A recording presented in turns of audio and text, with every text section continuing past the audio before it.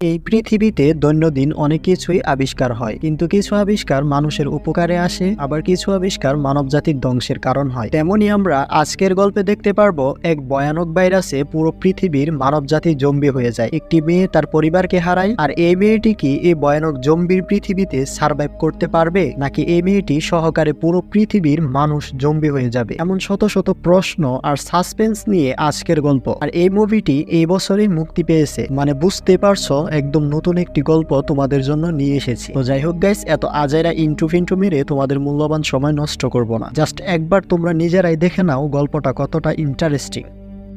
গল্পের শুরুতে আমরা একটি ছেলেকে দেখতে পাই যে কিনা টিভিতে কার্টুন দেখছিল, কিন্তু তখনই হঠাৎ করে টিভির সব সিগন্যাল বন্ধ হয়ে যায়। আর এই দিকে পৃথিবীতে ধ্বংসযজ্ঞ হচ্ছে এবং একটি ভয়ানক ভাইরাসে মানুষ ইনফেক্টেড হয়ে একে অপরকে কামড়াচ্ছে। তাই নিউজে বলা হচ্ছে সবাই যেন তাদের নিজেদের ঘরের দরজা বন্ধ রাখে, মানে কাউকেই যেন তাদের নিজেদের ঘরে ঢুকতে না দেয়। আর এই কথাগুলো বাচ্চাটি বলার জন্য তার মায়ের কাছে যেতে থাকে, কিন্তু যাওয়ার পথে সে তার বড় বোন অ্যাবিগেলকে দেখতে পায়। আর তারা দুজন তার মায়ের কাছে গিয়ে দেখতে পায় তার মা এইসব বিষয়গুলো আগে থেকেই জানতো এবং তাদের মা এই বিষয়টি নিয়ে খুব টেনশনে আছে, যার ফলে সে তাড়াতাড়ি করে ঘরের যত জিনিসপত্র আছে সবকিছু প্যাক করে গুছিয়ে নেয়। এরপর সে তার স্বামী মানে অ্যাবিগেলের বাবার কাছে কল করে। আর এখানে আমরা জানতে পারি তার স্বামীর নাম হচ্ছে জ্যাগেন, আর জ্যাগেন হচ্ছে একজন বিমানের পাইলট। তো যাই হোক, জ্যাগেন তখন ভিডিও কলে তার স্ত্রীকে বলতে থাকে চারদিকে জম্বি ভাইরাস ছড়িয়ে পড়েছে, সে যেন তাড়াতাড়ি করে তার বাচ্চাদের নিয়ে শহরের বাহিরে চলে যায়। এরপর জ্যাগেনের স্ত্রী বাচ্চাদেরকে নিয়ে যাওয়ার সময় চারদিকে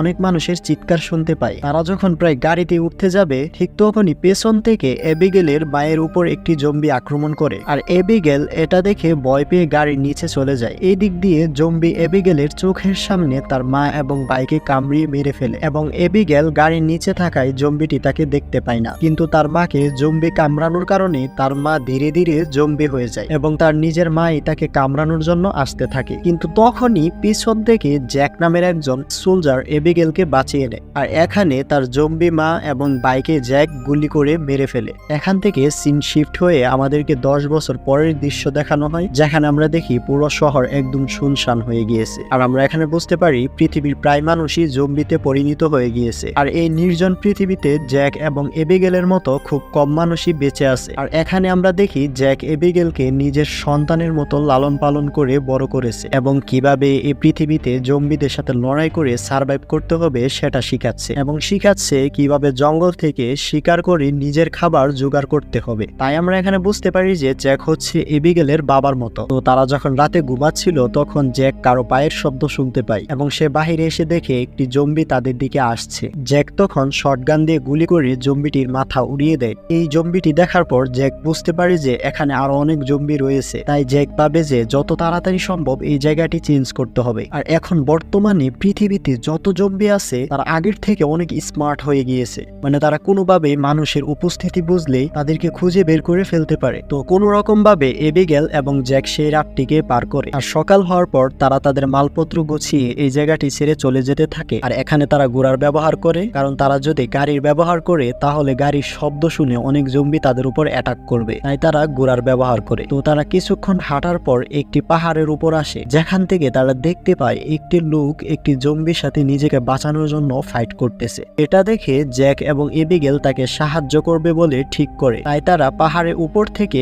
স্নাইপার দিয়ে জম্বিদের উপর শুট করতে থাকে। তো এখানে জ্যাক অ্যাবিগেলকে স্নাইপার চালানো শেখাচ্ছিল। জ্যাক তখন বলে আমি যখন বলবো তখনই তুমি শুট করবে, কিন্তু অ্যাবিগেল তাড়াহুড়ো করে শুট করে ফেলে, যার ফলে একটি গুলি ওই লোকটির গায়ে লাগে এবং সে আহত হয়ে যায়। আর তখন জ্যাক অ্যাবিগেলকে এই ভুলের জন্য অনেক বকাঝকা করতে থাকে। তো তারা কোনো রকম ভাবে সেখানে থাকা সবগুলো জম্বিকে মেরে সেই লোকটির কাছে যায়। তারা দেখতে পায় গুলিটি লোকটির বুকের মধ্যে লেগেছে। তো এখানে তারা চাইলেও লোকটিকে বাঁচাতে পারবে না। তো এই অবস্থায় জ্যাক দেখে যে মৃত্যুর যন্ত্রণায় লোকটি খুব কষ্ট করতেছে, তাই জ্যাক লোকটিকে একটি ছুরি দিয়ে কুপিয়ে মেরে ফেলে। তো তারপর জ্যাক এবং অ্যাবিগেল সেই লোকটির গাড়ি থেকে যত জরুরি জিনিসপত্র আছে সবকিছু নিয়ে যেতে থাকে, কারণ এই পৃথিবীতে সামান্যতম জিনিসগুলোই স্বর্ণের মতো দাম। কিন্তু তখনই তাদের কাছে কিছু লোক গাড়ি দিয়ে আসে, আর এই লোকগুলো হচ্ছে বর্তমানে যে লোকটিকে জ্যাক কুপিয়ে মেরেছে তাদেরই সহপাঠী। তো এখানে লোকগুলো তলোয়ারের আঘাত দেখে বুঝতে পারে যে কোনো জম্বি নয়, জ্যাকই তাকে মেরেছে। জ্যাকের হাতে মালপত্র দেখে বুঝতে পারে যে জ্যাক চুরি করার জন্য জন্য তাকে মেরেছে। তাই তারা এখানে তাদের উপর গান পয়েন্ট করে সবকিছু জিজ্ঞেস করতে থাকে যে তারা এমন কাজটি কেন করেছে। তো এখানে এই লোকগুলো তাদেরকে গুলি করে মেরে ফেলতে চাচ্ছে, কিন্তু তখনই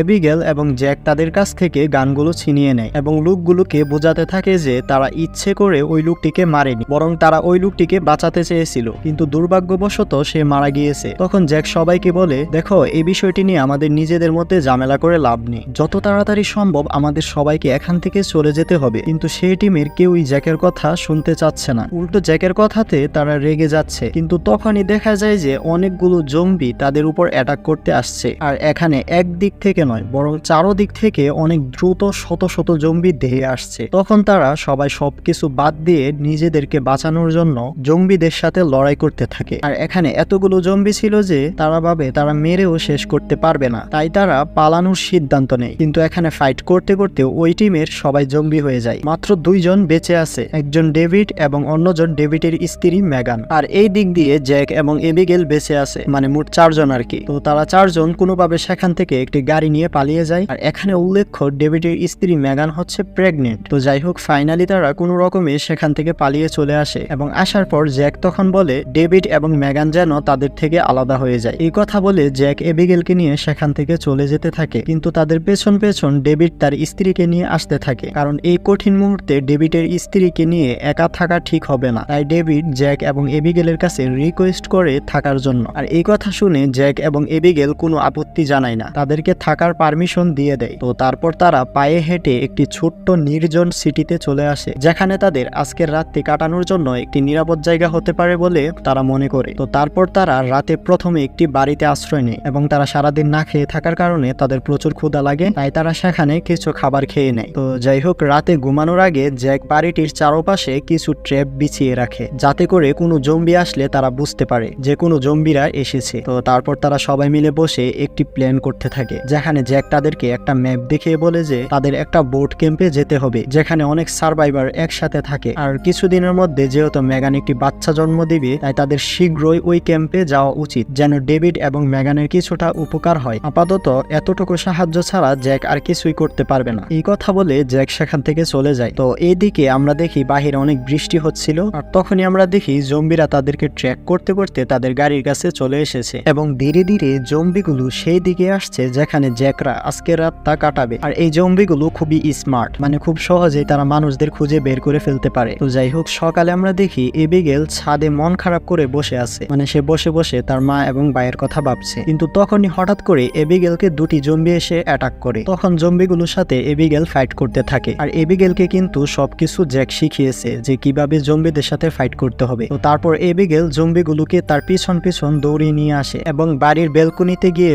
বুদ্ধি খাটিয়ে জম্বিগুলোকে নিচে ফেলে দেয়। আর তারপর জ্যাক এসে দেখে যে তাদের দিকে অনেকগুলো জম্বি দিয়ে আসছে, কিন্তু ভাগ্য ভালো যে আগের দিন রাতে জ্যাক যে ট্র্যাপটি লাগিয়েছিল সেই ট্র্যাপে পা দিয়ে সেখানে সবগুলো জম্বি মারা যায়। আর তারপর তারা দ্রুত সেখান থেকে পালিয়ে একটি নিরাপদ স্থানে চলে আসে। এখানে আসার পর এবিগেল সবাইকে বলে, আমি এই শহর সম্পর্কে খুব ভালো করে জানি এবং এটাও জানি এই শহরে একটি এয়ারপোর্ট রয়েছে, যেখান থেকে আমরা কোনো একটি হেলিকপ্টার বা প্লেনের সাহায্য করে আমরা ম্যাপের সেই জায়গাটিতে পৌঁছাতে পারি। কিন্তু তখনই জ্যাক বলে যে আমার সন্দেহ হচ্ছে এখনো কোনো হেলিকপ্টার বা প্লেন ঠিক আছে কিনা, কারণ অনেক বছর ধরে এয়ারপোর্টটি বন্ধ আছে। কিন্তু তবুও তারা একটি শেষ চেষ্টা করে দেখতে চায়, তাই তারা ধীরে ধীরে এয়ারপোর্টের দিকে যেতে থাকে। এয়ারপোর্টে যাওয়ার সময় তারা রাস্তায় একটি গাড়ি পায় এবং যে গাড়িটিতে তারা একটি হুইল চেয়ার পায়। আর মেগান যেহেতু প্রেগনেন্ট, তাই তারা সেই চেয়ারে মেগানকে বসিয়ে এয়ারপোর্টের দিকে যেতে থাকে এবং খুব তাড়াতাড়ি তারা এয়ারপোর্টে চলেও আসে। আর ফাইনালি সৌভাগ্যবশত এখানে এসে তারা একটি প্রাইভেট প্লেনও পেয়ে যায়। এটা দেখে তারা খুবই খুশি হয়, কিন্তু দুর্ভাগ্যবশত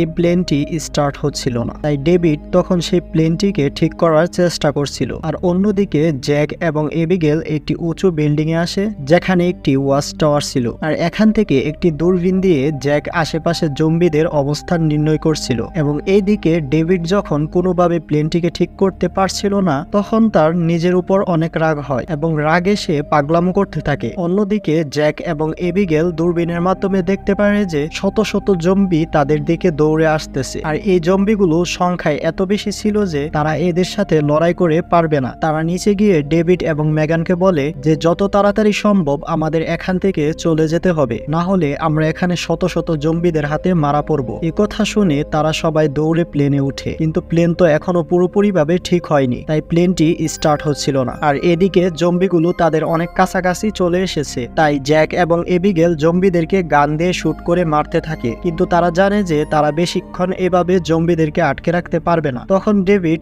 আবারও প্লেনটিকে স্টার্ট করার জন্য চেষ্টা করে, আর এবার ফাইনালি প্লেনটি স্টার্ট হয়ে যায় আর তারা চারজন দ্রুত প্লেনে উঠে পড়ে। কিন্তু প্লেনটি পুরনো হওয়ায় এটার স্পিড খুবই কম ছিল, যার ফলে অনেকগুলো জম্বি প্লেনের কাছাকাছি চলে এসেছে। তাই তারা প্লেনটিকে আঁকাবাঁকা করে চালাতে থাকে, কিন্তু তবুও একটি জম্বি জানালার সাইডে চলে আসে, আর তখনই জ্যাক সেই জম্বিটিকে গুলি করে প্লেন থেকে ফেলে দেয়। আর তারা ফাইনালি প্লেনটিকে টেক অফ করতে সক্ষম হয়, কিন্তু তাদের প্লেনের ইঞ্জিন অনেক পুরনো হওয়ায় কিছু দূর যাওয়ার পর তাদের প্লেনের ইঞ্জিনে সমস্যা দেখা দেয় এবং ইঞ্জিন থেকে প্রচুর ধোঁয়া বের হতে থাকে। আর তারা বুঝতে পারে অল্প সময়ের মধ্যে তাদের প্লেনটি মাটিতে ক্র্যাশ করবে। তাই জ্যাক তখন বুদ্ধি খাটিয়ে প্লেনটিকে একটি গাছের সাথে ক্র্যাশ করে এবং তার প্ল্যান সফল হয় এবং তারা এই যাত্রায় বেঁচে যায়। তখন তারা দেখে চারদিকে সন্ধ্যা হয়ে আসছে, তাই এখন তাদের যে কোনো একটি জায়গায় আশ্রয় নিতে হবে। তো তারপর তারা একটি পুরনো ফ্যাক্টরিতে যায় এবং সেখানে গিয়ে তারা তাদের ম্যাপটি দেখে বুঝতে পারে যে তারা যে বোট ক্যাম্পে যাবে সেটি এখান থেকে অনেক দূরে, অর্থাৎ সেখানে যেতে তাদের আরো 2 দিন সময় লাগবে। আর তখন জ্যাক বলে যে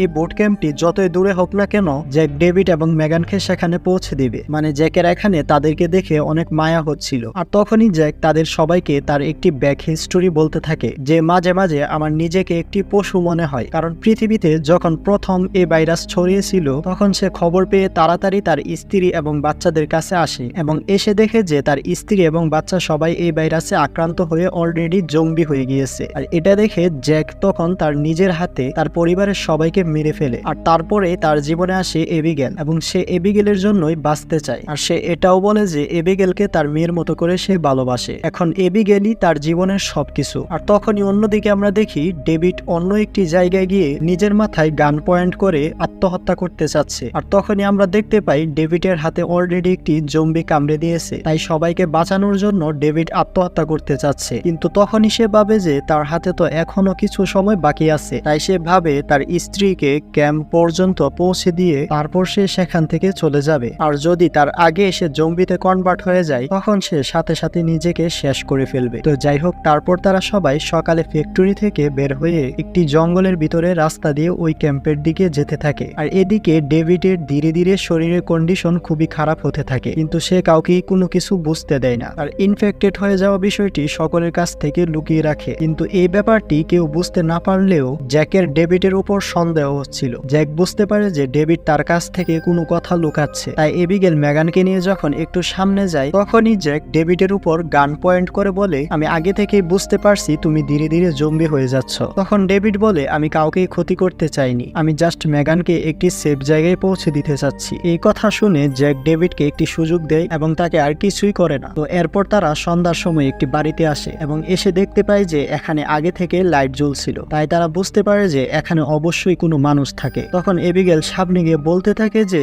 আমাদের সাহায্য চাই, আমাদের সাথে একটি প্রেগনেন্ট মহিলা আছে। এই কথা শুনে নর্ডান নামে একটি মুরব্বী লোক বন্দুক হাতে নিয়ে বাহিরে আসে এবং তাদের সবাইকে বলে, তোমাদের আশ্রয় দিব, তবে তোমাদের গানগুলো বাহিরে রেখে আসতে হবে। এই কথা শুনে জ্যাক ভাবে যে তাদের কাছে তো আর কোনো উপায় নেই, তাই তারা এই শর্তে রাজি হয়ে যায়। তারপর তারা গানগুলো রেখে ঘরের ভিতরে প্রবেশ করে এবং নর্ডান তাদের সবাইকে ওয়েলকাম জানায় এবং সে নিজের ব্যাপারে বলতে থাকে। নর্ডান বলে যে সে এক সময় বড় একজন বিজ্ঞানী ছিল, যার কারণে তার বাড়িতে এখনো বিদ্যুৎ রয়েছে এবং সে এখনো অনেক এক্সপেরিমেন্ট করছে যে কিভাবে জম্বিদেরকে শেষ করা যায়। তো কিছুক্ষণ পর নর্ডান তাদের সবাইকে খেতে দেয়, আর এই খাবারগুলো অনেক দামি খাবার ছিল যেগুলো এখন আর পৃথিবীতে পাওয়াই যায় না। আর তাই তারা পাগলের মতো সে খাবারগুলো খেতে থাকে, কিন্তু তারা অবাক হয়ে যায় যে পৃথিবীর এই ভয়াবহ পরিস্থিতিতে নর্ডান এই খাবারগুলো কোথা থেকে পেয়েছে। তখন নর্ডান তাদেরকে বলে, এই খাবারগুলো আমি আমার নিজের বাড়িতে উৎপাদন করেছি। নর্ডান আরো বলে যে এই পৃথিবীতে ভাইরাস আসার আগে আমি এই বাড়িতে এসেছি, কারণ আমার মানুষের কোলাহল একদমই পছন্দ না। আমি সবসময় শান্ত পরিবেশ পছন্দ করি, কারণ মানুষ নিজেদের স্বার্থের জন্য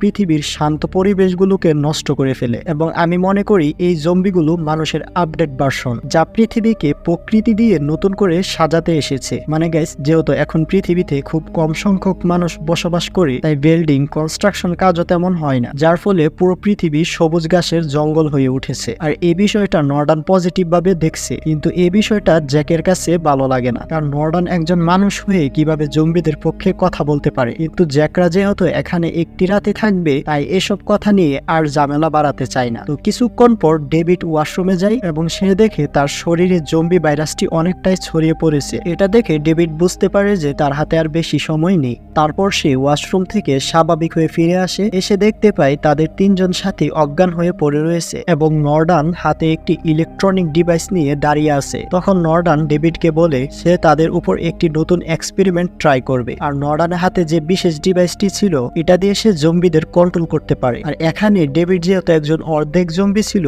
তাই সে নর্ডানকে কিছুই করতে পারে না। নর্ডান তাকে তার ইচ্ছের বিরুদ্ধে কন্ট্রোল করতে থাকে। আর এই ডিভাইসটিতে এক ধরনের রেডিয়েশন ছিল যেটার মাধ্যমে সে জম্বিদের কন্ট্রোল করতে পারে। আর তাই সেভাবে এটা দিয়ে জম্বিদের কন্ট্রোল করে সে দুনিয়ার রাজা হয়ে যাবে, মানে চারদিকে শুধু তারই রাজত্ব থাকবে। আর তখন আমরা দেখি নর্ডান সে চারজনকে বেসমেন্টে বন্দি করে রাখে। আর তাদের যখন জ্ঞান ফিরে তখন নর্ডান তার স্ত্রীর কথা বলতে থাকে যে নর্ডানের স্ত্রী যখন জম্বি ভাইরাসে আক্রান্ত হয় তখন তাকে এখানে বন্দি করে রাখে এবং তাকে প্রতিনিয়ত মানুষের মাংস খাওয়ায় যেন তার স্ত্রী বেঁচে থাকে। এবং তার স্ত্রীর উপর এক্সপেরিমেন্ট করে সে এই ডিভাইসটি বানিয়ে ফেলে। আর তারপর নর্ডান এই তিনজনকে খাওয়ার জন্য তার স্ত্রীকে ছেড়ে দেয়। কিন্তু নর্ডান জানে না জ্যাক এবং এবিগেল খুব ভালো একজন ফাইটার। তো নর্ডানের স্ত্রী যখন তাদেরকে কামড়াতে আসে জ্যাক এবং এবিগেল মিলে নর্ডানের স্ত্রীর সাথে ফাইট করতে থাকে। আর তখনই ডেভিড কোনো রকমে নিজেকে ছাড়িয়ে নেয় এবং নর্ডানের স্ত্রীকে মেরে তার সাথীদের খুলে দেয়। তারপর জ্যাক যখন গুলি করে নর্ডানকে মারতে যাবে তখনই নর্ডান পেছনের দরজা দিয়ে পালিয়ে যায়। তারপর তারা সবাই তাদের জিনিসপত্র নিয়ে একটি গাড়ি দিয়ে সেখান থেকে পালাতে থাকে। কিন্তু গাড়ির শব্দ শুনে অনেকগুলো জম্বি তাদের পেছন পেছন আসতে থাকে। এক পর্যায়ে তাদের রাস্তায় একটি গাছের খড়ি থাকার কারণে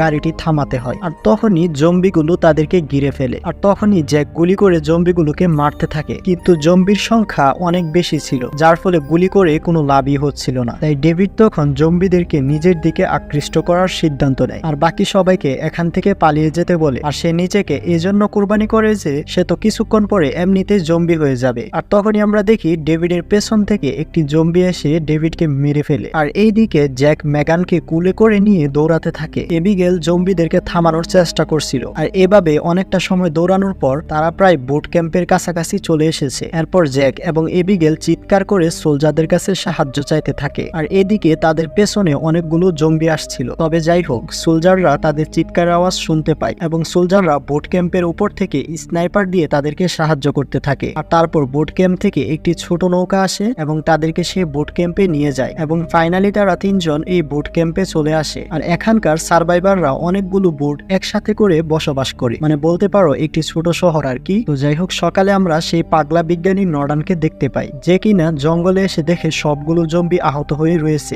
এটা দেখে পাগলা বিজ্ঞানীর অনেক রাগ হয় যে সে জ্যাকের জন্য পৃথিবীতে রাজত্ব করতে পারছে না। তখন সে সিদ্ধান্ত নেয় সবগুলো জম্বি দিয়ে ওই বুট ক্যাম্পে অ্যাটাক করবে। আর এদিকে বুট ক্যাম্পে আমরা দেখি জ্যাক এবং এবিগেল যখন কথা বলছিল তখনই একটি মহিলা এসে তাদেরকে একটি খবর দেয় যে ফাইনালি মেগান একটি সুন্দর বাচ্চার জন্ম দিয়েছে। এটা শুনে জ্যাক মেগানের কাছে যায়, কিন্তু দুঃখজনক ব্যাপার হচ্ছে মেগানের শরীরে কন্ডিশন বেশি ভালো না, মানে খুব তাড়াতাড়ি মেগান মারা যাবে। তখন মেগান জ্যাকের হাত ধরে বলে আজ থেকে আমার এই বাচ্চার দায়িত্ব সব তোমার কাছে আমার এই বাচ্চাটিকে রেখে গেলাম। তো যাই হোক এদিকে আমরা দেখি পাগলা বিজ্ঞানী সবগুলো জম্বিকে নিয়ে ওই বুট ক্যাম্পে অ্যাটাক করেছে এবং সে জম্বিগুলোকে অর্ডার করে সবাইকে কামড়ানোর জন্য। আর যার ফলে এই বুট ক্যাম্পে অনেক হইচই শুরু হয়ে যায় এবং জম্বিরা মানুষগুলোকে কামড়াতে থাকে। আর এইদিকে জ্যাক এবং এবিগেল সহ এই বুট ক্যাম্পে যত সোলজাররা আছে সবাই মিলে জম্বিদের সাথে লড়াই করতে থাকে। তখন আমরা দেখি জ্যাক একটি জম্বির সাথে লড়াই করতে করতে আহত হয়ে যায়। তখনই পাগলা বিজ্ঞানী এসে জ্যাককে মারতে থাকে, কিন্তু সুযোগ বুঝে জ্যাক পাগলা বিজ্ঞানীকে একটি ঘুষি মারে এবং তার হাতে থাকা ডিভাইসটি ভেঙে দেয়। যার ফলে যতগুলো জম্বি ছিল সবগুলো জম্বি এসে নর্ডানকে কামড়ে মেরে ফেলে, মানে এক কথায় নিজের বিড়ালের কামড় খেয়ে নিজেই মারা গেছে আর কি। আর এদিকে আমরা এবিগেলকে দেখি সে ফাইট করতে করতে একটি জম্বির হাতে একটি ব্রেসলেট দেখতে পাই আর যেটিতে এবিগেলের নাম লেখা ছিল। এবং তখনই ওই জম্বির পকেট থেকে পড়ে যাওয়া একটি ফটো দেখতে পাই যেখানে এবিগেলের তার ছোটবেলার ছবি দেখতে পাই। অর্থাৎ এই জম্বিটি আর কেউই নয় বরং এটা এবিগেলের বাবা যে কিনা এখন জম্বি হয়ে গিয়েছে। তো এবিগেল সেখানে নিজের ইমোশনকে কন্ট্রোল করে এবং সে বুট ক্যাম্প থেকে বাহিরে চলে আসে, তার সাথে সবাইও চলে আসে। আর তখনই বুট ক্যাম্পটি কিছু বোম দিয়ে ব্লাস্ট করে দেওয়া হয়, কিন্তু আমরা দেখি এবিগেলের বাবা এখনো মারা যায়নি, সে তাদের পেছন পেছন বুট ক্যাম্প থেকে চলে এসেছে। আর তখনই জ্যাক এবং এবিগেলের বর্তমান বাবার মধ্যে একটি লড়াই হতে থাকে। আর এবিগেলের বাবা যখন প্রায় জ্যাককে মেরেই ফেলবে ঠিক তখনই এবিগেল তার আপন বাবাকে গুলি করে মেরে দেয়। আর এই দৃশ্য দেখে জ্যাক একদম অবাক হয়ে যায় এবং এবিগেলকে জড়িয়ে ধরে। আর এই হ্যাপি এন্ডিং এর মধ্য দিয়ে এই গল্পটি এখানেই শেষ হয়। তো যাই হোক, তোমাদের কাছে গল্পটি কেমন লেগেছে অবশ্যই তোমরা বলবে। তো যাই হোক গাইস, সবাই ভালো থাকবে, সুস্থ থাকবে এই কামনা করে আজকের মতো বিদায় নিচ্ছি।